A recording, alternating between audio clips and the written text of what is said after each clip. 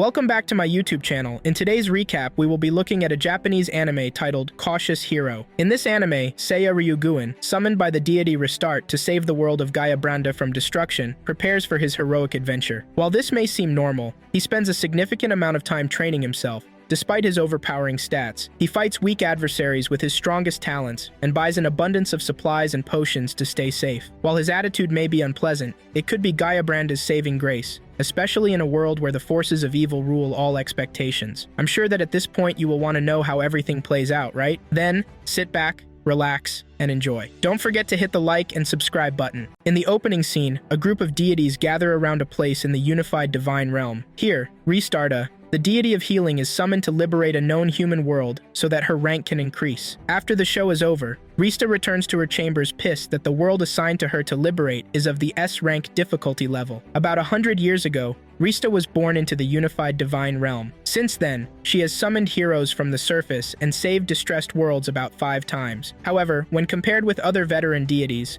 5 times is not a lot. On average, deities have saved over 10 worlds, while the others reach up to 100 worlds. In the present, Rista scans through a pile of documents trying to figure out which human she will summon to help save the world. Gaia Branda. After some minutes of indecisiveness, she gets frustrated and throws the documents into the air. While on the ground, a piece of paper falls on her face and she likes the data that she sees. Soon after, she heads to another room to summon a hero. The person she summons is none other than a human named Ryuuguuin Seiya. Rista freezes after seeing Seiya because he is quite the handsome one. The good thing is that she does not let her emotions take over because it is forbidden for deities to have romantic relationships with humans. She then politely introduces herself to Seiya, expecting warm feedback. Sadly, Seiya considers her weird because of her body language. A conversation begins between both parties as Rista explains the whole concept of deities and heroes. At some point, Rista tells Seiya to say the word status so he will know his stats as a hero. At first, Seiya says something else, but when he displays his status, he finds out that he is a level 1 warrior.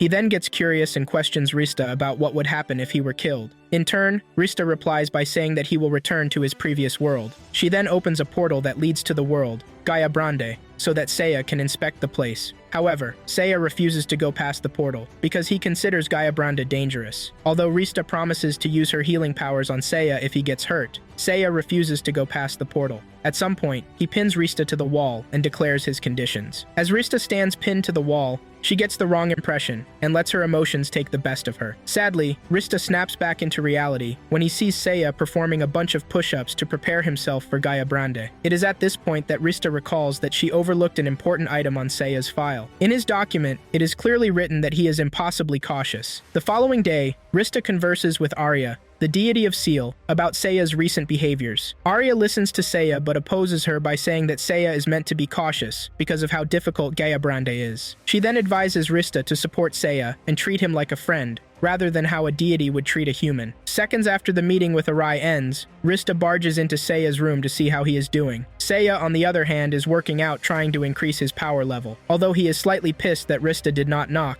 he remains calm and collected. However, he declines food from Rista and agrees to eat it if and only if she eats it first. Even after Rista eats part of the food, Seiya has doubts that there might be poison in it. Next, Rista uses her powers to create a bed and other bedroom facilities for Seiya's use. Before she leaves the room, she drops a doll for Seiya and tells him to ring it when he is ready to go to Gaia Branda. As expected, Seiya looks at the doll and considers the fact that it might be an explosive. About 4 days later, Rista lies worried in her room because Seiya has not called her attention. Intrusive thoughts make her wonder if the doll is broken or if Seiya is dead. A week later, the doll rings and Rista dashes to Seiya's room. Upon getting in, she gets carried away by Seiya's sweaty body. When she peeps at Seiya's current status, she notices that it has gone up by 14 points. Now Seiya willingly follows Rista past a portal that leads to Gaia Branda. While in Gaia Branda, Rista leads the way to a town called Idona. Here, Seiya suspects that some of the residents might be monsters. Although Rista tries to convince him that the residents are regular people,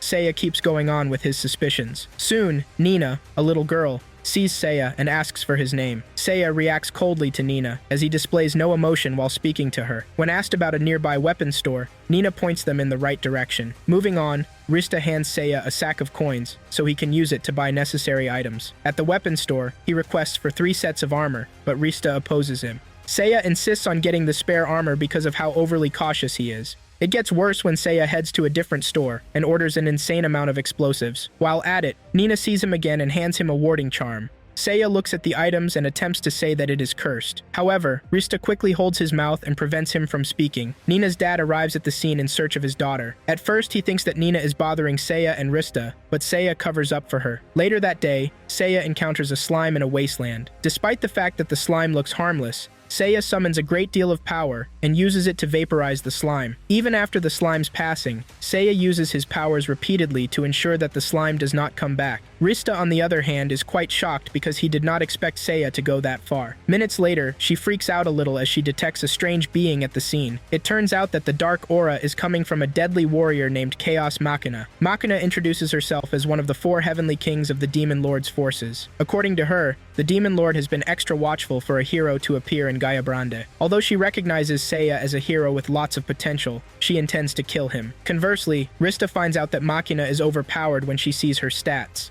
As she turns around to tell Seiya to run for his life, she finds out that he is running already. Despite being shocked, she runs after Seiya while Machina chases after them. While Machina chases after her targets, Seiya drops some smoke bombs to restrict her vision. He then seizes the opportunity to make it past Rista's portal to the unified divine realm. After the portal closes, Rista falls on Seiya in a rather romantic position. Normally, one would think that Seiya would go in for a kiss. Instead, he throws Rista to a wall. After that, he sends Rista out of his room so he can train and increase his power levels to his satisfaction. About 4 days later, Rista sits in her room endlessly waiting for Seiya's call. She gets fed up at some point and uses a magical ball to scan for imminent danger in Gaia Brande. Sadly, she finds out that Machina is up to no good. Machina intends to kill the residents of Idona if Seiya does not return soon. She kills a random civilian to make Rista understand that she means business. For this reason, Rista barges into Seiya's room and informs him that Idona is in danger. Seiya tells her to calm down because time moves slowly in the divine realm as compared to Gaia Brande. He is quite fixated on his training and intends not to leave until he is satisfied with his results. Rista ends up getting the impression that Seiya is scared of Machina. However, Seiya's nonchalant behavior infuriates her to the extent that she calls him a coward and reaches for the door. Before she steps out of the room, Seiya puts on his gear and prepares himself for battle. Rista,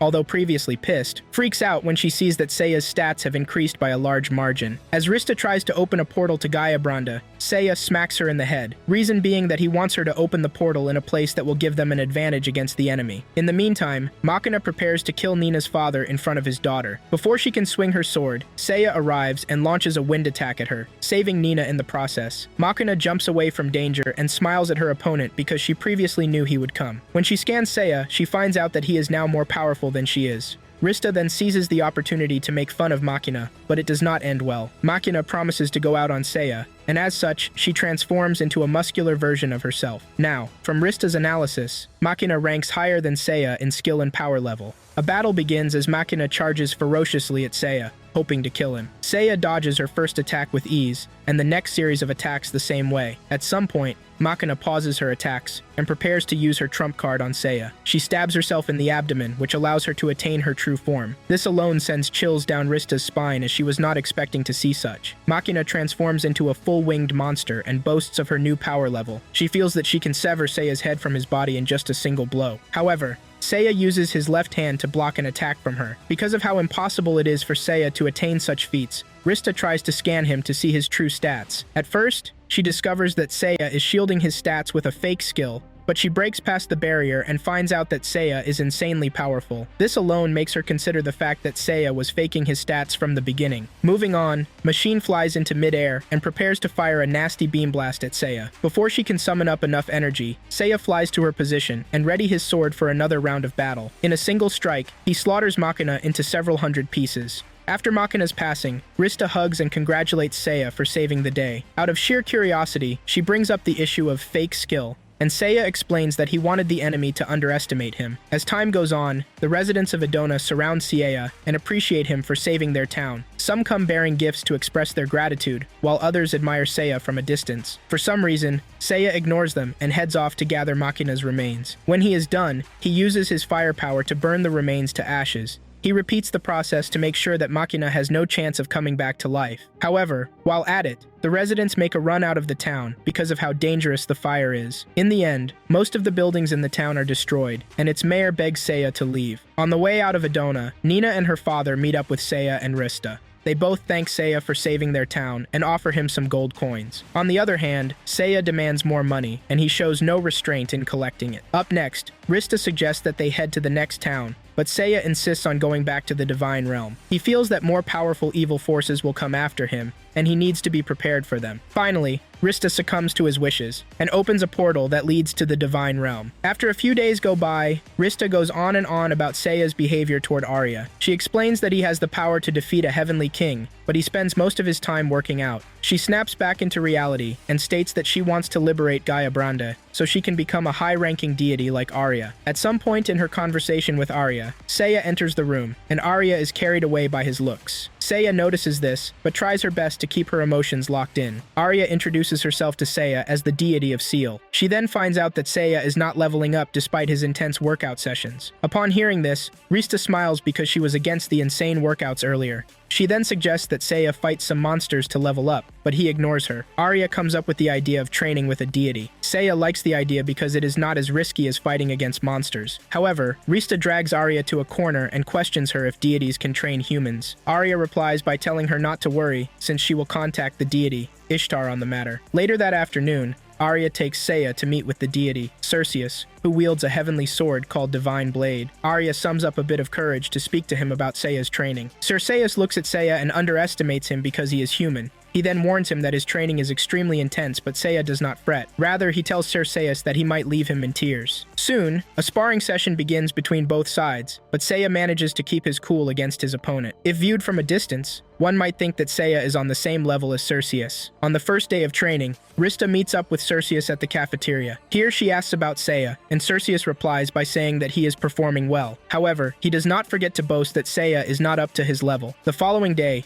Rista meets up with Cerseus at the cafeteria to ask about Seiya's progress again. This time, Cerseus complains that Seiya has gained a frightening amount of power in just 2 days. On the third day of training, Rista meets up with Circus again at the cafeteria, but this time she notices that he has lost a noticeable amount of weight. When asked what is going on, he shatters a glass cup and yells at Rista by saying that he is having lunch. This alone draws the attention of the other deities, but Cerseus apologizes for being violent. The next day, Rista heads to the cafeteria, but finds out that Cerseus is not there. While searching for him, she finds him hiding at the back of the cafeteria. At first, she freaks out when she sees him, but Cerseus begs her to keep shut because he does not want Seiya to find him. He narrates all that went down with Seiya beginning from the first day of their training. According to him, Seiya does not want to keep training till he is 100 times stronger than him. While he explains himself to Rista, Seiya arrives at the scene, leaving him frightened. As Seiya draws closer to him, he throws his divine sword into the sea, claiming that he never wants to see it again. Despite that, Seiya drags him on the floor so they can go and train. It gets worse when Arya arrives at the scene and leaves with Rista because Ishtar demands her presence. As time goes on, Rista enters into a private meeting with the deity, Ishtar. Here she learns that Cerseus was not born a deity, but a human initially. Ishtar explains that Cerseus was a swordsman, but he lost all his memories when he was reborn as a deity. After the brief history lesson, she heads straight to the reason why she summoned Rista to her chambers. She wants Rista to enter the next town in Gaia Branda at once because danger is imminent. After Ishtar is done explaining things to Rista agrees to go to the next town at once. Rista then heads out of the room to convince Seiya to follow her to the next town in Gaia Branda. To her surprise, she finds Seiya beating the shit out of Cerseus. At first, she freezes at the sight of Cerseus, but then she goes on to explain the situation at Gaia Branda. Seiya listens to Rista, and then agrees to follow her to the other world since he is fully prepared. Next, they both arrive at the town of Simul, where residents warn that a pack of zombies are heading for the town. Despite that, Rista leads the way into the town, up to the store where battle supplies are sold. Seiya orders plenty of vials of holy water since it can be used against zombies. He soon becomes irritated because the salesperson does not have the amount of holy water he intends to buy. Rista, who is currently there, comes in between them to prevent unnecessary violence. She then leads the way to a church where they meet Ilulu, Mash, and 2 other church officials. The church leader, upon seeing them, smiles, claiming that he received a revelation from the supreme deity that they would come. He then introduces Ilulu and Mash to Seiya as siblings who carry dragon blood. While the church leader speaks, Seiya pours holy water on him, and it burns his face. It turns out that he is a zombie who disguised himself as a human. While in pain, the zombie acknowledges Seiya, but dreads the fact that he blew his cover. The zombie manages to regain himself, but with the intent of attacking the kids. Rista notices this and tells Seiya to do something about it, but he remains calm. Within seconds, the zombie falls to the ground with some parts of his body separated from the others. This leaves Rista wondering about when Seiya struck the zombie. One thing that shocks Seiya is the fact that the zombie is still alive. When asked how he knew that he was a zombie, he replies Rista but mutters the words, "simple reasoning." On the other hand, the zombie's head tells Seiya not to get ahead of himself because the Demon Lord's forces are heading towards the town. Seiya takes note of what he says and then prepares to exterminate him permanently. Rista gets the GIs ahead of time and runs away with Alulu and Mash so they will not get hurt. While at it, Seiya uses a huge amount of his power to vaporize the zombie. After the smoke clears out, Rista sees that the church has been destroyed. The kids introduce themselves to Seiya to get acquainted with him. However, Seiya pays them back by pouring holy water on them to confirm that they are zombies. He even goes as far as pouring holy water on Rista, claiming that she might have become a zombie in the past. After all the crazy is over, Rista scans Alulu and Mash only to find out that they are not up to a fraction of Seiya's stats. Since Ishtar referred to them as her allies, she believes that they can improve in the future. Meanwhile, Seiya bluntly states that he does not need them, despite them carrying dragon blood. Seiya still emphasizes that he does not need the kids because their stats are too low, but the way he says this pisses Mash off. Mash tries to explain that he is addressed as a hero in his home village, but Seiya does not buy into it. Instead, he tells Mash to go back to his village. Soon, some knights arrive at the scene, and when they find out that Seiya is with a deity, they bow to him. Their leader explains that they have been sent to the village as an advance force for the zombie army. Before they can even go into details, Seiya asks them for money. He claims that he learned a special move recently, which requires money for him to use it. Surprised, the knight leader signs a document signifying that he will give Seiya gold coins after everything is over. Seiya walks away from them, saying that they should stay back and defend the village. Meanwhile, Mash walks off angrily with his sister because he feels offended by Seiya. However, Rista tries to tell Seiya that he will need all the help he can get. In turn, Seiya explains that the few numbers will do him no good. He intends to wipe out the 10,000 zombie soldiers by himself, and he even goes as far as leaving Rista behind. As Seiya flies away, Rista gets pissed and bestows herself with flight powers, which will allow her to catch up to Seiya in time. After she takes off, Seiya increases his speed so that she will not catch up to him. At some point, she gives up the chase, but Seiya comes back for her. He lends out a hand and supports her in flight, which clearly gives her the wrong impression. As a result, she lets her emotions win this time and tries to steal a kiss from Seiya. Shortly, Seiya arrives at his target destination, and Rista is struggling to catch her breath. In pain, she complains about her newly acquired wings because they are now damaged due to Seiya's insane flying speed. Seiya sights the zombie army from afar and reveals that he will use a skill that mimics a missile bombardment to wipe them out. This is quite new to Rista because she has not heard of such a skill before. He assumes an attacking stance and summons a meteor strike on the zombies' position, wiping them all out at once. Now, Seiya claims that the skill consumed lots of his magical powers when he only lost about 1,500 units out of 15,000 he had originally. When Rista finds out, she yells at him by saying that he has lots of MP left. 2 days later, Alulu meets up with Rista and complains that her brother is missing. On the other hand,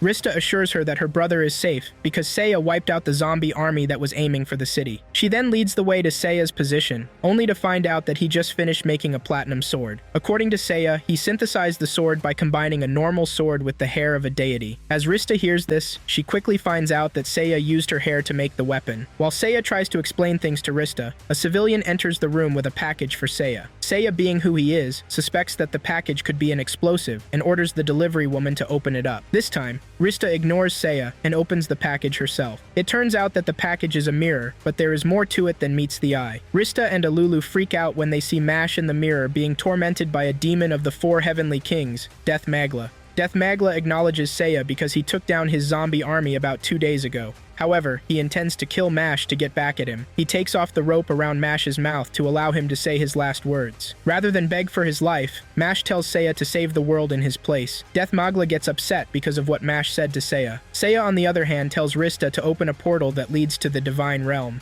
As she opens the portal, Seiya swings his sword with speed and to Death Magla's hand through the mirror. It turns out that the sword combined with Rista's portal to form a phantom blade that can cut through the fabric of space. He then heads out of the room to the Divine Realm with Rista so he can buy himself some time to find Mash. Rista speaks of a way to find Mash as fast as possible. She leads the way to Ishtar's chambers and begs the deity for help. Although deities are not supposed to render too much help to humans, Seiya logically explains that she is just going to open a portal that leads to Mash's location. Ishtar agrees with his mindset, and then opens a portal that leads to Mash's location. Rista sees through it, and opens another portal for Seiya that leads to Deathmagla's lair. As Rista walks past the portal with Seiya, Ishtar mutters, "You certainly have grown, Seiya. Good hunting to you." In the meantime, Deathmagla screams in pain because he has lost his right arm. Seiya arrives at the scene shortly, and uses Hellfire to burn Deathmagla for a start. Mash, who sits restrained in pain, gets healed by Rista, while Seiya heads to the other room to handle business. He finds Deathmagla behind a strange black flame that is protecting him. The black flames materialize into a ghost and attack Seiya. The ghost's name is Dark Virus, and according to Deathmagla, he is the Mighty's fire attribute monster, created after several hundred experiments. At first, Dark Virus looks impossible to hurt, but Deathmagla makes the mistake of saying how the ghost can be defeated, since he feels that Seiya does not have the different type of magic that can defeat Dark Virus. Seiya maintains his composure as he reveals that he predicted to fight an enemy like Dark Virus earlier. A battle begins between both sides as Seiya lands a power punch on Dark Virus. Immediately, Dark Virus switches to fire magic to make himself invulnerable to Seiya's attacks. However, Seiya uses ice magic to freeze him into a solid state. This alone shocks Deathmagla as he wonders how Seiya can wield both fire and ice magic at the same time. Seiya displays enchanted jewelry that he made from Rista's hair, which allows him to use ice magic. He then finishes Dark Virus off by stabbing him to pieces. After his passing, Mash wonders how Seiya was able to defeat such a monster, while Rista makes fun of Deathmagla. At the appointed time, she leaves the building with Mash, so Seiya can have all the room to burn Deathmagla to bits. The following day, Mash regains consciousness and finds himself in an inn in Siemel Town. His sister hugs him because he is alive and well. Rista, who is currently there, explains things to Mash by telling him that he passed out after he left Deathmagla's lair. When Seiya enters the room, Mash sees him and thanks him for saving him. Seiya, being who he is, ignores him and tells both kids that they will carry his luggage. Mash was previously reluctant to follow Seiya's orders, but he agrees to them since he will get a chance to become Seiya's apprentice. Seiya wastes no time to accept the offer because he needs people who will help with his belongings. Following that, Mash speaks of a place that he wants to show Seiya. Mash and Delulu explain that they are direct descendants of a dragon, and they are to enter the dragon's den and obtain a weapon that will help liberate Gaia from the Demon Lord. Seiya does not seem interested in the dragon's den because he wants to go somewhere else first. Shocked, Rista gets the gist and realizes that Seiya is speaking about the Divine Realm. At the Divine Realm, Mash and Delulu smile at the beautiful scenery. However, they escape their fantasies when Seiya speaks about training. He leads the way to the cafeteria so he can hand Mash over to Cerseus for some training. To his surprise, when he gets there, he does not see Cerseus in his usual position. Cerseus, who is currently a cook, hides himself at the counter so that Seiya does not find him. His cover gets blown, and he gives an excuse that he was thinking of hanging up his sword. However, when he finds out that he will be training Mash, he becomes confident again and heads out with him. After the meeting with Cerseus ends, Rista leads the way to a garden where Hestiaka, the deity of fire, dwells. Rista begs Hestika to train Alulu in fire magic, and she agrees because she wants to help humans in any way she can. Later that day, Seiya strolls with Rista in the Divine Realm, thinking of a deity that can train him. While at it, Rista bumps into Valkyrie, the deity of destruction. Valkyrie is quite the abusive and aggressive type. She mocks Rista for being a low-rank deity, and then fondles her boobs because they are big. After she lets go of her, Seiya questions her if she gets picked on all the time,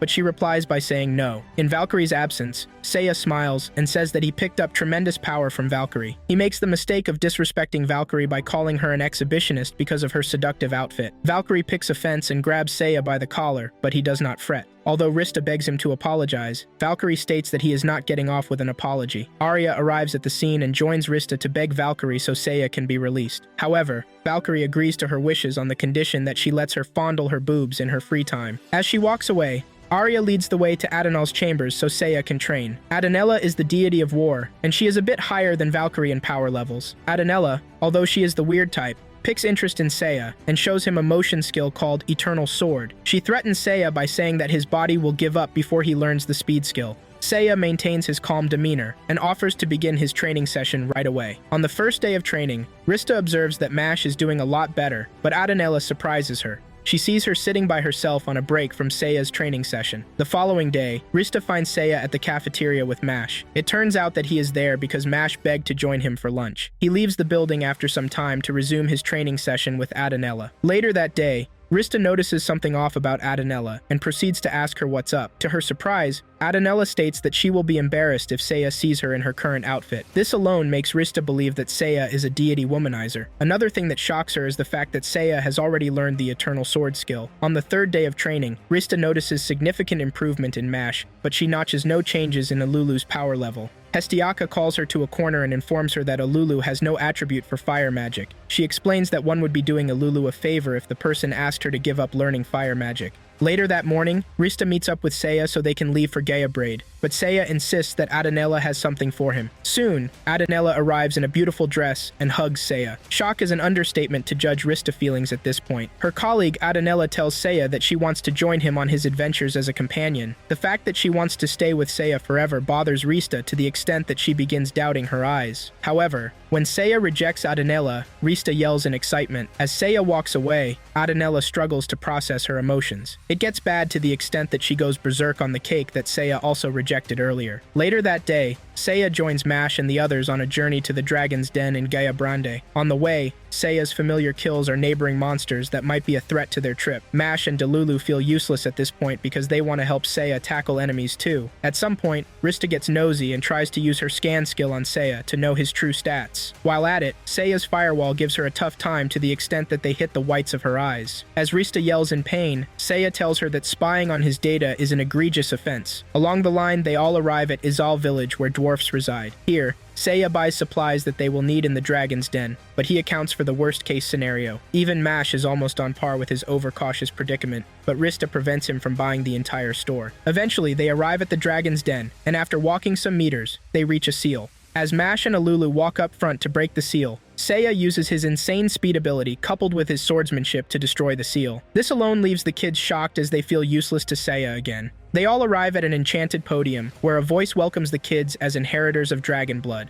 The voice instructs them to step on the podium so that they will be transported to the dragon village, where they will attain the ultimate weapon. Just to be safe, Seiya tests the podium with a lizard, and when it comes back unharmed, he climbs the podium with the others. They all get teleported to the dragon village where they get welcomed by Lagos, the dragon folk behind the voice. Lagos ushers them into the city and leads the way to the palace where the queen, Levier, dwells. While in the palace, Levier calls on Mash and grants him the power to assume his dragon form. After he transforms, Rista detects a significant increase in his power level. On the other hand, Levier tells Alulu that she has an important role to play for her people. In her words, Alulu is to become Ixation, the ultimate weapon, by offering up her life. This alone raises the eyebrows of Mash and Rista, and even Seiya is left shocked. Mash does not like the idea of Alulu becoming a weapon, because it means that he will lose his sister. Levier plays numbers on him by telling him that the Demon Lord's forces already control about 70% of the world. According to her, all that remains of the world are small villages and a Roseguard castle. She reveals that there is no other way to save Gayabranda except by sacrificing Alulu to become the ultimate weapon. She even claims to envy Alulu because she will become the ultimate weapon that will slay the Demon Lord. After the meeting with Levier, Mash strolls with his sister and the others. On the way, Alulu reveals that she is comfortable with sacrificing her life because it is her calling. She has always wanted to be of service to people, so she is a bit happy that her wish is coming true. Meanwhile,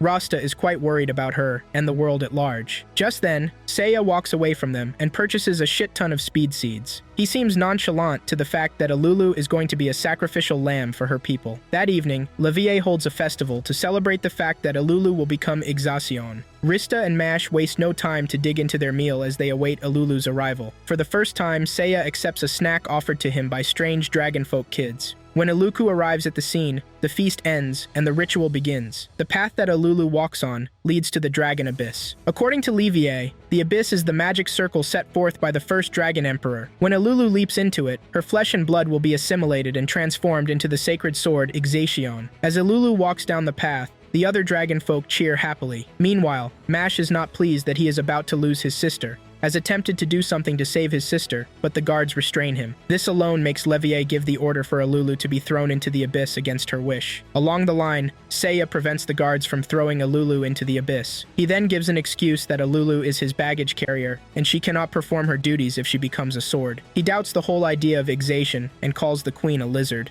This alone pisses her off, but she manages to spit some words that trigger Mash to anger. Mash assumes his dragon form but falls to the ground before he can reach his sister. The same thing goes for Rista, as they are now both paralyzed. Levier boasts about being cautious because their food and drinks were rigged with poison. To her surprise, Seiya knocks off the next pair of soldiers who intend to push Alulu into the abyss. When asked why the poison did not work, Seiya replies to Levier by saying that he did not eat the food at all. All he did was pretend to eat the food, but he spat it out in secret. Following the turn of events, the queen assumes a higher dragon form and flies off to fight Seiya. She feels confident that she will mess Seiya up because her scales are tougher than any known metal. For some reason, Seiya maintains composure and takes out an enchanted sword. Upon seeing it, Levier freaks out because it is a dragon killer. It is at this point that Seiya reveals that he synthesized the sword immediately after he found out that he would go to the dragon's den. Back then, he used the platinum sword and combined it with hairs from Alulu and the queen since they were dragon folks. He then adds that he finished off the weapon with 100 hair strands from Rista's head while she was sleeping. At this moment, Rista decides that she will have a heated conversation with Seiya when everything is over. A battle begins as Seiya uses his sword to deal some damage around Levier's ribs. When he gets hold of Alulu, Levier invokes a spell that begins draining Alulu of her life force via a necklace on her neck. Alulu now has 3 minutes to live. If not saved, she will die. At first, Seiya politely asks Levier to lift the curse on Alulu, but when he finds out that the curse can be lifted by killing the queen, he prepares to go for the kill. Another round of battle begins as Seiya lands a fire attack on Levier. However, the flames do no damage to her because of her high HP.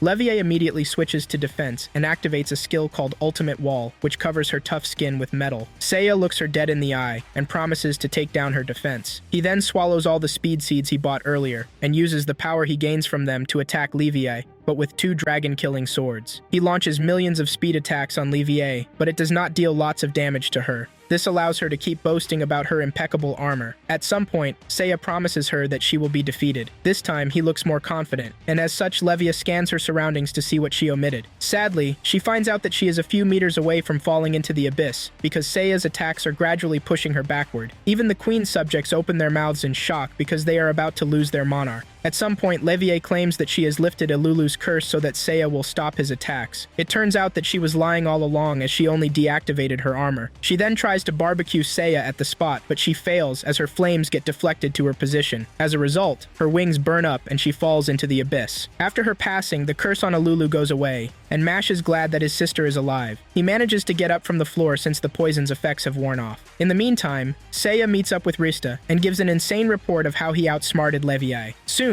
a sword floats out of the abyss, and it turns out that it might be Ixation. Seiya grabs hold of the sword and assures the dragon folks that their queen's life was not for waste. He uses this scenario to calm the hearts of the dragon folks because there is a weapon that can defeat the demon lord. Moving on, Rista leaves the kids to go have a private conversation with Seiya. During her conversation, she speaks about the hair strands that Seiya stole while she was asleep. She feels that if Seiya keeps up with his theft, she will go bald in weeks to come. It gets to a point where Rista asks to know if Seiya did anything weird to her while she was asleep. The conversation between them changes course, as Rista speaks about the sword, Ixation. She has reason to believe that the sword is a fake, and Seiya affirms the fact. However, he reveals that he did what he did to cool the minds of the dragon folks, but he tells her not to spread his secret. Finally, they end their conversation and join Mash and Alulu to walk out of the dragon's den. On their way out, they see a group of Rosaguard Imperial Knights standing in front of the cave's entrance. Elsewhere, high-ranking demons speak of their plan to destroy even the deities of the divine realm. They stand over a pile of dead nuns looking confident that their plans will work. Up next, the leader of the Roseguard Imperial Knights introduces himself to Seiya and his allies. He reveals that the knights under the command of a certain Captain Rosalie are currently engaging the Demon Lord's forces at Olga Fortress. He then begs Seiya and his team to assist his people so they can defeat the Demon Lord's forces. Rist agrees to help them, but is quite frustrated that she has not had time to rest in a while. As Seiya ascends into the atmosphere, the leader of the knights speaks of a certain demon, Beelzebub, who guises himself as a fly. He then adds that a horde of giant flies led by Beelzebub is attacking Olga Fortress and causing many casualties. After hearing this, Seiya takes off with Rista and the others heading in the direction of the demon flies. When they arrive in the woods close to Olga Fortress, Seiya sights Beelzebub and his horde of flies. Rista hides in the woods and uses her scan skill on Beelzebub only to find out that he has great speed. Meanwhile, Seiya is stuck trying to understand how Beelzebub can speak without visible mouth organs. On the other hand, the demon flies attack Rose Guardian Knights and lift most of them into the atmosphere. At Beelzebub's mark, the demon flies allow the knights to fall to the ground and die. Beelzebub smiles at the horrific display of dead bodies, but he is bothered by the fact that he has not seen the hero, Seiya, yet. As he flies away, Seiya realizes that Beelzebub means to draw him out. Minutes later, he leads the way to another part of the woods where Princess Rosalind mourns the fallen knights. Upon seeing Rista and Seiya, Rosalind orders her men to prepare to attack the enemy. However, one of her high-ranking officers state that it would not be wise to attack immediately. Rosalind agrees to stand down only under the condition that they will attack after drawing out a battle plan. While on the way to the Olga fortress, Seiya learns of a warrior rumored to be the greatest in all of Gaia Brande. However, a reason exists why the War Master cannot leave the capital city. Soon, Rista and the others arrive at the Olga fortress to join Princess Rosalind in a strategic battle meeting. During the meeting, Seiya, being who he is, brings all possibilities of the enemy being in their midst. It goes on to the point that Rosalind orders some of her soldiers to do a clean sweep of the castle. When the results come back negative, Rosalind gets fed up and ends the meeting by saying that she will charge into the fly's lair. Shockingly, Seiya agrees with her, but not entirely. He agrees with the part of the meeting being useless, but he states that he wants to leave immediately to the Divine Realm. Princess Rosalind blows hot after hearing this because she gets the impression that Seiya wants to abandon her people. To cool things down, Seiya explains that he is heading off to go train in the Divine Realm, since he has no chance of taking out the enemy in his current skill level. At some point, Ursuline catches on and realizes that Seiya was in the woods when some of her knights were killed. As Rista steps in to cover up for Seiya, Seiya tells Rosalind that she is responsible for losing her men to death, reason being that she charged into war against the demons with no sensible battle plan. Rosalind lets her emotions get the better of her as she yells at Seiya to take his words back. Since Seiya is hell-bent on standing his ground, she attempts to slap him in the face. Seiya blocks her hand before it can reach her face, and then returns the favor. Despite that, Rosalind recovers and tries to slap Seiya in the face again. A painful one-sided slapping session begins as Seiya spanks the shit out of Rosalind to the extent that her face swells. This alone makes Rista wonder if Seiya has no trace of feminism from his era. Although she tries to make Seiya apologize to Rosalind, he refuses. Rather, he stares at Rosalind as she weeps holding a sword in her hands. He then uses his scan skill on her and finds out that she is the War Master's daughter. However, he drops a painful comment about her by saying that her powers are nothing special. This alone infuriates Rosalind to the extent that Seiya addresses her as a dog. He then makes fun of her and tells Rista to open a portal so Rosalind does not bite him. Finally, Rista opens a portal and Seiya makes it to the other side with Elulu and Mash. At the Divine Realm, Seiya states that staring at Rosalind gets him intensely irritated. His reason is that Rosalind went into battle with her men knowing fully well that she had no chances of winning. He speaks with Rista about training with a deity that will help up his chances against Beelzebub and flies. At some point,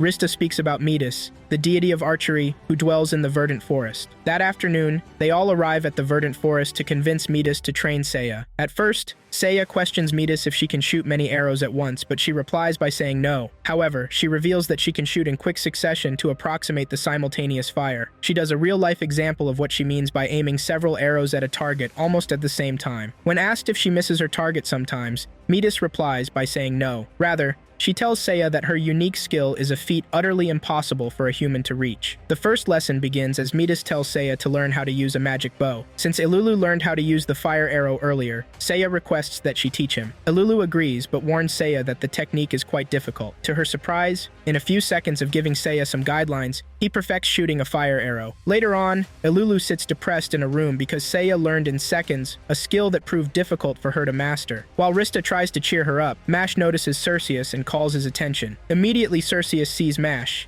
He freaks out because he knows that Seiya is around the Divine Realm somewhere. Following that, he reveals that Adanella has not been herself since Seiya rejected her in the past. He tries his best to mimic Adanella's words, which read, "I will kill you, Seiya." After hearing this, Rista heads off to Arya's chambers to talk about Adanella. During her conversation, Arya assures her that Adanella will not do something stupid to Seiya. Mash, who is currently there, catches her attention, and she reveals that she will help unlock a power hidden in him. Meanwhile, Elulu dreads the fact that she is always ignored in most cases. Fortunately, she lightens up a bit when Arya tells her that a unique power resides in her too. The fact that Arya is willing to help her moves her to tears. At that moment, Rista leaves Arya's chambers and heads off to see how Adanella is doing. Upon entering Adanella's chambers, she freaks out at the sight of inscriptions written in blood. The shock increases as she turns around and sees a scary-looking Adanella standing behind her. Adanella quickly gets the gist of things and considers the fact that Seiya might be in the Divine Realm since Rista is around. Rista then finds herself lying to Adanella just so she can prevent the worst from happening to Seiya. Immediately, she gets the chance. She speeds off to the Verdant Forest to warn Seiya about Adanella. Little did she know that Adanella was standing behind her the whole time. When she realizes her mistake, she panics and tries to beg creepy Adanella. On the other hand, Adanella pulls out her sword because she wants to kill Seiya. Surprised, Seiya walks closer to Adanella despite his life being in danger. While at it, he says nice words to Adanella to the extent that she powers down. It gets worse when Seiya covers a good distance and pats Adanella on her head.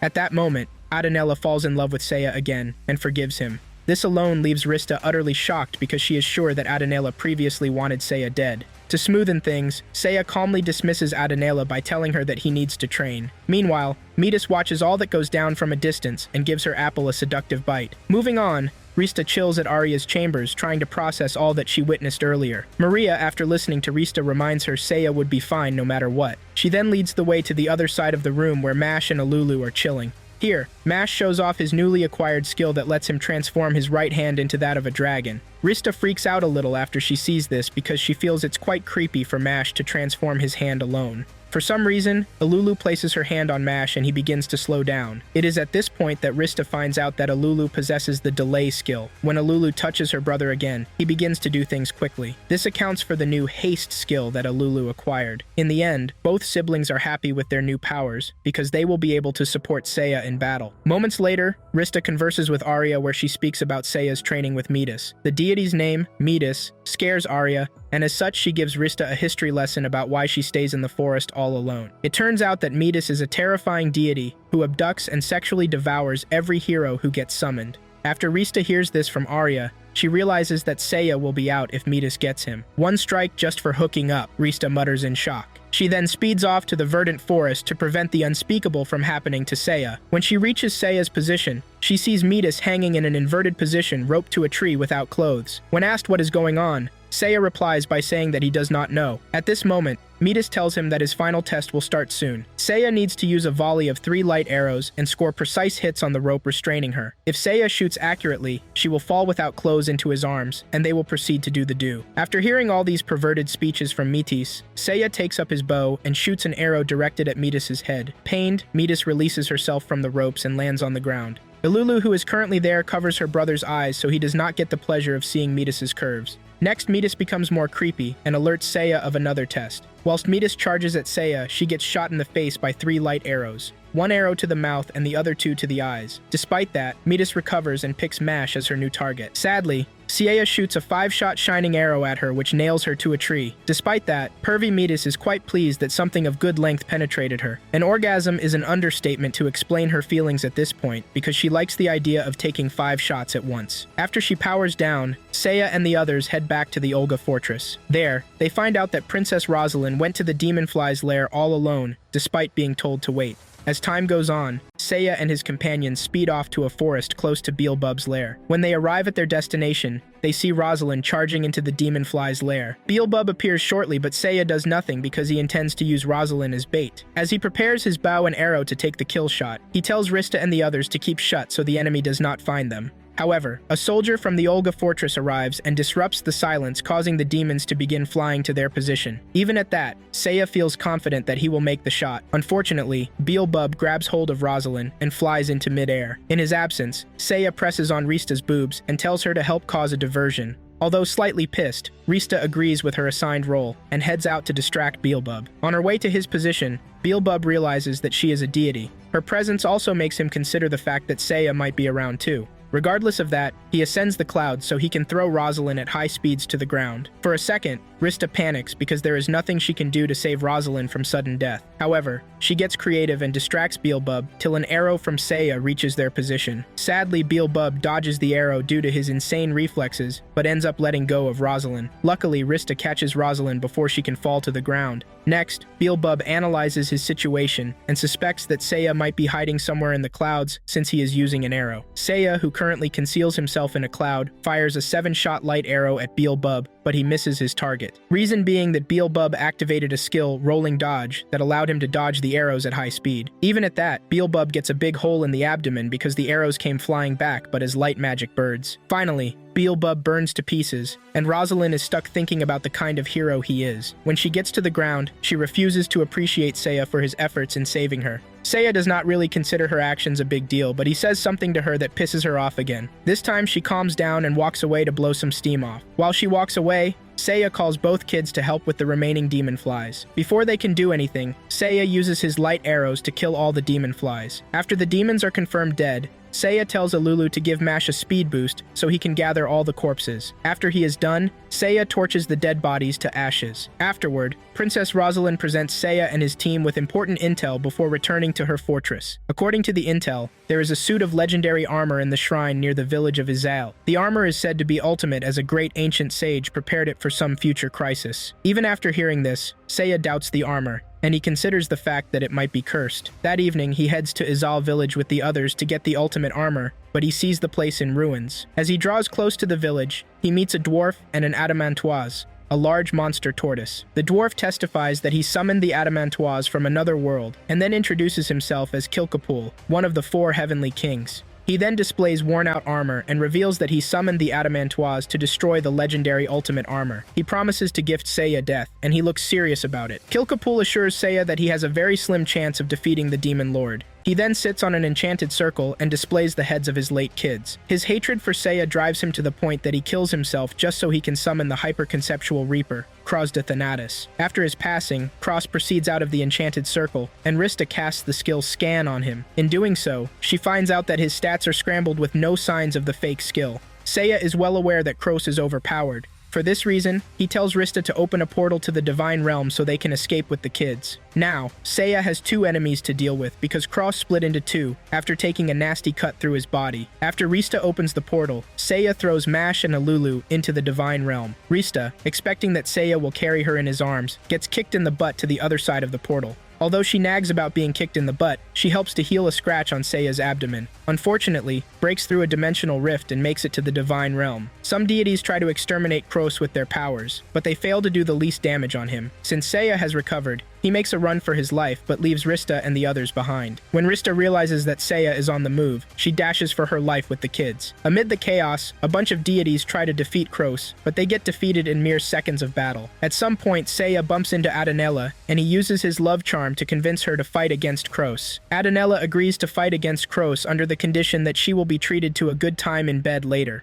With this in mind, she activates her full power and uses it to devour Kroos to shreds. Sadly, Kroos recovers from his fragments and beats the shit out of Adanella. Following the turn of events, Seiya gets on his heels again while Rista struggles to keep up because of her bouncy boobs. Although she panics, Seiya assures her that he has a plan ready in case he comes across an enemy he does not know how to beat. He leads the way to Valkyrie's lair and intends for her to fight Kroos. However, he has it at the back of his mind that Valkyrie will not help him, even if he asks nicely. With this knowledge, he dodges an attack from Kroos, which aims straight for Valkyrie's current painting. In anger, Valkyrie wishes death on the person that destroyed her painting. She charges furiously at Kroos and uses a unique skill to shatter his head to bits. Since Kroos finds a way to recover from the attack, Valkyrie uses another skill, Astral Break, to bind the enemy to chains. Surprisingly, Kroos frees himself from the chains by burning them. This alone causes Valkyrie to max out her abilities to the extent that her stats become scrambled. In anger, she invokes a skill, Gate of Valhalla, and uses it to finish Kroos off for good.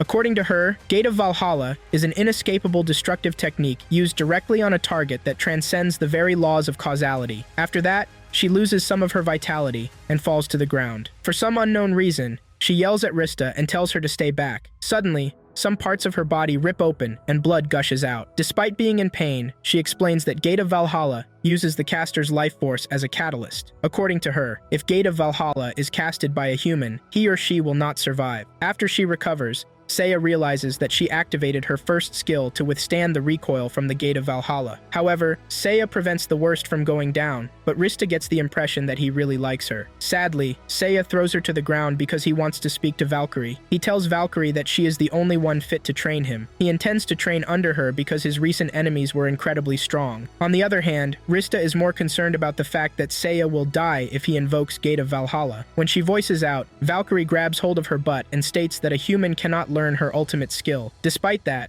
Seiya intends to test the fact, and he looks serious about it. For that reason, Valkyrie agrees to train him, and she leaves by telling him to reach her chambers in 10 minutes. Minutes after she walks away, Seiya removes a shard of the legendary armor and combines it with his sword and some of Rista's hair strands. The whole process results in Adamantitor, the indestructible sword. Although the sword might not work on the Demon Lord, Seiya intends to use it because it is the best sword there is. Following that, Rista hugs him because he recently used her hair to make the sword. Meanwhile, Seiya tells her to back off because she stinks. In tears, Rista heads out to take a hot bath. At the entrance of the bathroom, she meets Cerseus, who tells her that Ishtar demands her presence. Now, Rista is forced to abandon her shower session briefly to go see Ishtar. During the meeting with Ishtar, she finds out that the last of the 4 heavenly kings is making a move down on Gaia Branda. From Ishtar's intel, Rosalind and her forces are in danger if Seiya does not act quickly. However, before Rista leaves the room, Ishtar tells her that she smells like vinegar. The following day, Rista appears before Arya, with her skin looking all red. When asked what happened to her, she lies by saying that she has sensitive skin. Meanwhile, she spent most of her time the previous day in the shower scrubbing herself like her life depended on it. In the present, Rista checks up on the kids and finds out that they have leveled up by a noticeable margin. Mash can now assume a full dragon form, while Alulu has learned a new spell, Quick. Rista seems glad that the kids have leveled up since she last saw them. When she heads off to check on Seiya, she finds Valkyrie with him in bed. Alulu quickly covers her brother's eyes, while Rista heads off to inspect what is going on between Seiya and Valkyrie. Although Seiya explains that what he is doing is part of his training, Rista has difficulties believing him because of Valkyrie's weird facial expressions. What pisses her the most is the fact that she made a doll from her hair so she could give it to Seiya. When Valkyrie finds out, she leaves the room because she feels that Rista is a bit extreme. In her absence, Rista tears up and cries in front of Seiya, who looks quite chill. When Seiya has had enough, she tells Rista that he did not do anything funny with Valkyrie. He still collects the hair doll from Rista and tells Mash to put it in his possessions bag. Moving on, Rista informs Seiya that they need to head back to Gaia Branda because the last Heavenly King is attacking the capital. Although Seiya instantly agrees to go, Rista notices that he did not say his favorite phrase, ready perfectly. Soon after, she joins Seiya at the capital and notices that war is imminent. Here, Seiya receives info from one of the soldiers that Eraser Kaiser,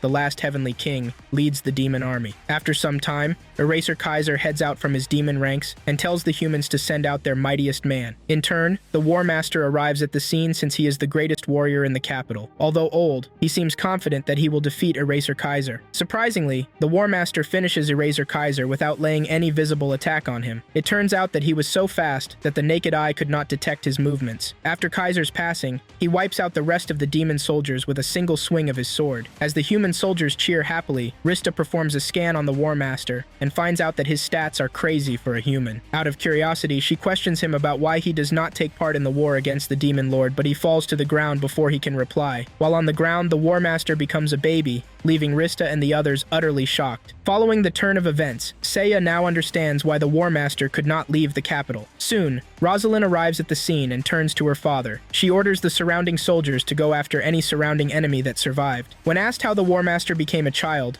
Rosalind replies by saying that it might be because of the Demon Lord's curse. She tells Rista and the others to come to the cast in 2 hours so she can explain what happened to her father in detail. Later that day, while in the capital, Seiya and the others notice that the residents are all rejoicing. Based on Rista's observations, only a select few of the residents know about the War Master's condition. At some point, Rista stops at a bar and suggests that they all have a good time in it, but Seiya declines because of how cautious he is. Even when Rista stops at a casino, Seiya declines to enter because he hates the fact that he does not have a 100% chance of winning a bet. It all proceeds to a point where they stop at an herbal store. The salesperson boasts of possessing effective healing herbs, and as such, Seiya threatens to burn his store down if his herbs are fake. Since he intends to buy healing herbs, Rista picks offense because she always supports him with healing magic. As a result, a contest begins between the salesperson and Rista as they try to prove who heals faster. Sadly, the salesperson's herbs win over Rista's healing abilities, which makes Seiya order more healing herbs. Moving on, Seiya and his allies meet up with Rosalind in the castle. Here,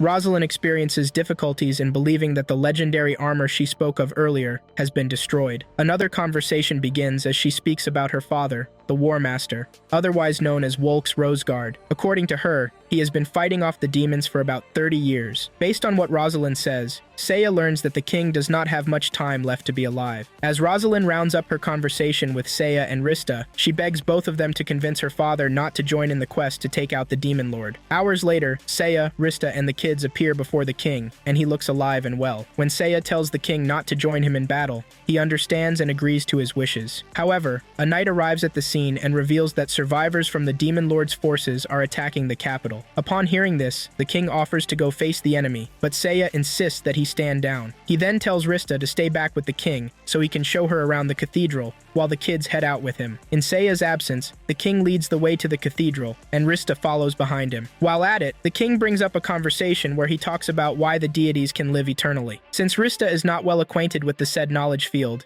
she listens attentively to the king. According to the king, Rista can live long because the soul currently dwelling in her body is a virtual soul. Her real soul is being stored in a room within the divine realm where time stands still. Even if she dies, only her virtual soul would come apart, but as long as her real soul is in the divine realm, she will continue to lie forever. Following that, the king speaks about a magical item, chain destruction, that if used to break apart a virtual soul, causes a chain reaction that also destroys the real soul. After hearing this, Rasta realizes that if such a weapon exists, then Seiya and herself are at risk of death. Sadly, the king reveals that the Demon Lord has already finished creating a chain destruction. While he says this, he comes out of the back of a pillar holding the weapon, Eater in his hands, which is fully equipped with chain destruction. The sight of the weapon terrifies Rista because she is at risk of death if it kills her. The king then promises to kill her so that Seiya will not be able to escape to the divine realm. When asked why he wants to kill Seiya, he replies by telling the tale of the last time he went against the Demon Lord. Back then, the Demon Lord saw through him and noticed his envy and jealousy of not becoming a hero, which was his everlasting dream. The Demon Lord was utterly overwhelming to the extent that the king found himself in awe and turned into a baby. Since then, he began worshipping the Demon Lord and serving him as his master. After he is done narrating his story, he uses Eater to restrain Rista so he can finish her off. Just before the blade can pierce Rista's heart, Rosalind arrives at the scene with Mash and Alulu carrying a shocked look on her face. Meanwhile, Seiya enters the building from above and saves Rista from the king. He then kicks Rista over to Alulu's side so she can get out of danger. While Rista lies on the ground, Alulu tells her that Seiya was previously concerned about her, which is why he came back to check on her. On the other hand, the king questions Seiya to know if he has some precognitive ability, but Seiya replies by saying no. He then explains that all he does is explore all possible outcomes to predict and prevent danger. At some point, Rosalind tells her father to stand down, but he does not listen. Rather, he threatens to kill her if she comes near him. He then draws out his sword to fight Seiya, but it appears that old age is catching up to him. Despite that, he takes a magical drug that was given to him by the Demon Lord to restore him to his prime self. After the transformation, he wastes no time in attacking Seiya with the evil sword Eater. During their battle, the king adapts to Seiya's fighting skills and almost outsmarts him. In doing so, Seiya bleeds a little, but he uses the herbs he got earlier to heal himself. After that, he takes out a bunch of dense bangles from his wrist so he can fight at higher speeds. A second round of battle begins between the king and Seiya as they both launch speed attacks against themselves. Regardless of the fact that Rista is a deity, she struggles to keep up with the fighters' battle movements. Sadly, the king adapts to Seiya's fighting skill, again giving him the upper hand in battle. Out of concern, Rista tells Alulu to cast haste on Seiya, but she replies by saying that she can't because she already did it before the battle started. Again, Rista recalls that Seiya did not say his favorite phrase, "perfectly ready," before leaving the divine realm earlier. At some point, Seiya ends his speed attacks on the king, and then proceeds to land a nasty attack on him. While doing so, the king sees through him and slices his right hand off. Despite that, Seiya uses his left hand to block a kill strike from the king. It takes some seconds for the king to realize that he is also missing an arm. In pain, Seiya takes up his sword and lands a fatal attack on the king, which renders him defenseless. Finally, after the king's defeat, Rista helps to heal Seiya's right arm. After Seiya recovers, he tells Rista to heal the king since he is in pain. Meanwhile, Rosalind can barely look at her father because of his recent actions. Seiya advises that she take care of her father, but she refuses. While she tries to bring up excuses to justify her actions, Seiya slaps her brutally on the face. The slapping session goes on until Rosalind's face swells again. At this point, Seiya tells her that her father will not be able to hear her when he dies. Upon hearing this, Rosalind realizes her mistake and heads off to meet her dad. As she speaks to him, she weeps and bows her head so he can pat her one last time. 3 days later, it was announced that the War Master, Volk's Roseguard, had passed away due to old age. Rosalind is now tasked with taking over the imperial throne, while Seiya lies in bed trying to recover. That morning, while he lies unconscious, Rista tells the kids that they can go have fun. At some point, Seiya regains consciousness, but only the kids are aware. When Rista turns around and finds out that Seiya is awake, she gets a beating. After she recovers, she succumbs to Seiya's wishes and tells the kids not to even think about pleasure. Surprisingly, Seiya switches things up by telling them that they can go out and have some fun. This alone leaves Rista shocked, but she anticipates what she will do with her free time. Later that morning, Rista heads out with Mash and Alulu to have some fun. On the way, Rista suggests a change of clothes for the kids and promises that she has enough cash to fund their shopping spree. At the clothing store, Mash and Alulu select a handful of clothes while Rista searches for bath suits. The sales lady catches Rista's attention by speaking about bath suites for hot springs. At this point, Rista gets a pervy idea that she can go bathing together with Seiya. She snaps back into reality when it gets obvious that she is going nuts. While searching for reasonable bath suits, the sales lady brings up one with no bra tops. When asked why, the sales lady tries to convince Rista that she will look good in it. The sales lady makes matters worse by bringing a single-breasted bathing suit. Upon seeing this, Rista lashes out at her because she does not want to look like a slut. At some point, the sales lady recommends open front panties for Rista's imaginary boyfriend, Seiya. The swimsuit has its middle open to account for the wearer's meat. Immediately after Rista sees the panties, she pays handsomely for them. She also ends up buying the single-breasted bathing suit, leaving the sales lady utterly shocked. Reason being that she was dead drunk when she sewed the suits, and she never thought that anyone would buy them. Later that afternoon, after Rista is done with shopping, she heads back to the castle so she can enact her perverted plans. She intends to get rid of Mash and Alulu so she can have a private room with Seiya. However, when she reaches her chambers, she finds out that Seiya is not back yet. In the quest to find him, she questions other salespersons in the capital, but they all testify that they did not see him. A moment of frustration kicks in, and Rista heads back to the Divine Realm to meet Ishtar so she can help find Seiya. While in Ishtar's chambers, she meets Arya shedding tears. Arya then leads the way to another place in the Divine Realm where time stands still. Here, Ishtar reveals the tree that houses the true souls of all deities. Moving on, Ishtar goes straight to the point by telling her about what happened to Seiya. According to her, Seiya went off to the demon castle alone. At first, Rista does not believe Ishtar, but after some meaningful explanations, she considers the fact that Seiya might be at the demon lord's castle. Ishtar then goes on to say that Seiya has always been concerned about his friends, which is why he prevents Maz and Alulu from fighting at all. When Rista speaks about Seiya's training, Ishtar interrupts her by displaying Seiya's true stats. Rista takes a look at them and finds out that they are already maxed out. It is at this point that Ishtar reveals that Seiya already maxed out his stats when he fought in the Dragon Village. He has not increased in skill since then, which is why he wanted to compensate with learning special skills like Shining Arrow and the Valkyrias, courtesy of Métis and Valkyrie. After hearing this, Rista states that Seiya cannot defeat the Demon Lord with his current stats. This prompts Mash to ask about Exhaustion, but Rista replies by revealing the truth about it being a fake. Ishtar re-emphasizes that Seiya learned Valkyrie's skills because his skills stopped growing despite his training. He chose Valkyrie's skill, Gate of Valhalla, because it helps strike down the enemy in exchange for one's own life. After Rista hears this, she states that Valkyrie never taught Seiya how to use such skill, but then Ishtar reminds her that she witnessed their destruction aura investiture ceremony. Immediately, Rista recalls a time in the past when she found Valkyrie in bed with Seiya. Now, she gets the gist that Seiya wants to risk his life to save the Gaia Branda. Despite that, she kneels wondering why Seiya is trying so hard to protect her. Before Ishtar answers her question,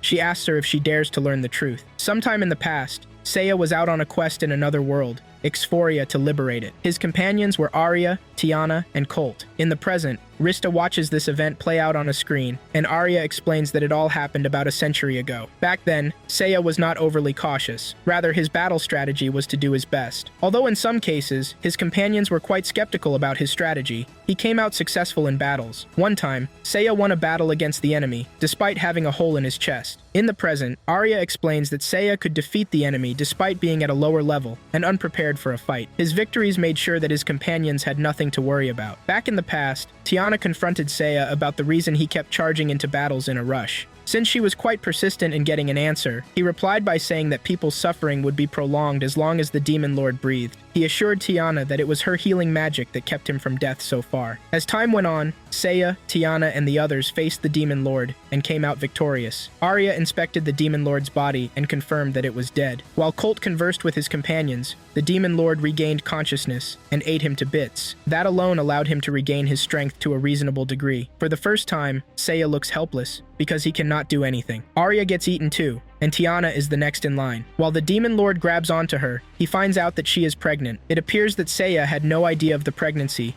but even so, he begged the demon to spare Tiana's life. In the present, Ishtar ends the projection, while Arya weeps, blaming herself for losing Exphoria to the demon lord. Rista is moved to tears too, because she begins getting memories from her previous life. According to Ishtar, the girl Tiana, whom Seiya was unable to save, was Rista before she became a deity. Thanks to the earnest wish of Arya, and the good deeds that Tiana performed during her life, she was reborn, a deity after death. While Rista listens to this, her emotions take hold of her and she cries like a baby. However, she pauses when Ishtar says that Seiya does not recall his past. Even so, his regret from losing Tiana in Exphoria was etched deep into his soul, to the extent that when he was summoned again, those impressions emerged in the form of the word properties. The said term makes Rista recall the time in the past when she summoned Seiya initially. At that time, Seiya said properties, instead of saying status as ordered by Rista. In the present, Rista reads the content of properties and decides that she wants to go to the Demon Lord's castle. At first, Arya begs her to stay, but she insists on going back to Seiya. As she opens a portal to the Demon Lord's castle, Ishtar warns that she will overstep her bounds in her role of support deity. In turn, Rista assures her that she will face the consequences when she gets back. In the end, Rista heads past the portal with Mash and Alulu, heading to the Demon Lord's domain. However, the contents of properties reads as follows. Be cautious. You may be alienated or reviled, but hold fast. Make sure to save the world, your friends, and the one you love for sure this time. Immediately after Rista arrives at the other side of the portal, she feels the effect of the Demon Lord's chain destruction. Soon, the clashing of swords draws her attention, and she finds out that Seiya is fighting against the Demon Lord. Sadly, Rista is too late because Seiya is about to cast Valkyrie's Gate of Valhalla. After the Demon Lord feels the effect of the Gate of Valhalla, he tries to claw his way from death, but fails. To be on the safe side, Seiya uses Rista's hair doll as a catalyst to bind the Demon Lord to the gate. He then lands the finishing strike by stabbing the Demon Lord with his most powerful sword. Sadly, after the Demon Lord's defeat, Seiya falls weak to the ground. He loses lots of blood since he is about to feel the recoil from the Gate of Valhalla. However, Rista begs him not to die because if he does, he will not be able to go back to his home world. As life slips away from Seiya, Mash and Alulu run up to him sad about his condition. Meanwhile, Rista assures Seiya that he will not let him die. She is quite pissed over the fact that Seiya did not make it back to the castle at nightfall like he promised in the past. At some point, she cries out to the Divine Realm to release all her healing powers to her. Ishtar warns that if she proceeds with her actions, she will be punished severely, but she insists on healing Seiya. At first, Seiya's wound reopens as she applies her powers on him, but she intensifies her powers to overcome the recoil of Gate of Valhalla. Finally, Seiya comes back to life, but Rista tries to take advantage of the situation to go in for a kiss. Sadly, Seiya's cold personality takes over, and he pounds on Rista's head. Although an uncontrollable swelling now exists on her head, she still intends to kiss Seiya. Meanwhile, Seiya is quite impressed that Rista was able to heal him from Gate of Valhalla's recoil. All of a sudden, Alulu becomes sad and questions Rista about why the Gate of Valhalla has not disappeared. Just then, the Demon Lord manages to break out of the gate in an attempt to obliterate the entire world. He invokes Judgment Zero, which is a skill that grants him the power of destruction. Despite that, Seiya assures the Demon Lord that his plans will not work. This time, he invokes another Gate of Valhalla and uses it to bind the previous one, sending the Demon Lord to the void. This Gate of Valhalla aims to claim Seiya's life by force, despite Rista wanting his life to be spared. Red enchanted marks travel throughout Seiya's body, and he instantly loses all his strength. The only thing that keeps him alive is Rista's healing powers, but it is not enough to heal him fully. Mash and Alulu are moved to tears at this point because Seiya's body is withering away piece by piece. Although in pain, Seiya holds down Rista's head on his chest and pats her by saying that she did well. She ends up weeping all over again, but this time more intense. Before Seiya fades away, he regains some of his memories and smiles because he was able to save Rista. The following day, Rista tells Rosalind that she is leaving the capital. On the other hand, Rosalind feels bad that the person who defeated the Demon Lord is no longer alive. However, she finally acknowledges Seiya as a good person and also as a true hero. Mash and Alulu were appointed by Rosalind to Imperial Knighthood since they assisted the hero, Seiya. Rista bids farewell to them because she needs to return to the Divine Realm. Later that morning, Rosalind orders her men to salute as the deity. Rista leaves for the Divine Realm. On the other side, Rista heads straight for her chambers. Here, her mind plays games on her by making her hallucinate Seiya's presence. Despite that, she storms into Seiya's old room because she misses him already. Later that day, while she lies in bed, Arya enters her room and informs her that Ishtar demands her presence. Since her hair is quite messy, Arya helps her to make it look neat. Rista knows fully well that she is being summoned to receive her punishment for breaching astral rules. However, Arya assures her that her punishment will not be severe because she saved Gaia-Branda. While on the way to meet Ishtar, Adanela meets up with Rista and asks if she is okay. Although Adanela was crazy in love with Seiya in the past, She is more concerned about Rista's feelings. Soon, Cerseus arrives with a weird cake and offers it to Rista to cheer her up. Rista digs in for a moment and finds out that the cake is nice. However, for some reason, Adenela stabs the cake from its base. Moving on, Metis arrives at the scene and displays her perverted attributes. She intends to know if a new hero has been summoned, but when she sees that no one has been summoned, she walks away most weirdly. Moments later, Arya leads the way to Ishtar's office where Rista is meant to receive her punishment. Before Ishtar speaks, Arya reminds her that Rista saved Gayabranda, so she should be considerate with her judgments. Even at that, Ishtar tells Rista that her punishment will be to save the SS difficulty level world, Exphoria. Upon hearing this, Arya blows hot because Exphoria's demon lord had already defeated a hero and turned the world into a demonic realm. Another thing is that Rista will not be able to use her healing powers in the course of saving Exphoria. However, Ishtar is willing to allow Rista to summon any hero from a specific document to help save Exphoria. The hero on the document is none other than Ryuuguuin Seiya. Rista brightens up when she sees this because she will have another opportunity with Seiya. At the base of Seiya's document, an inscription reads, "Impossibly cautious."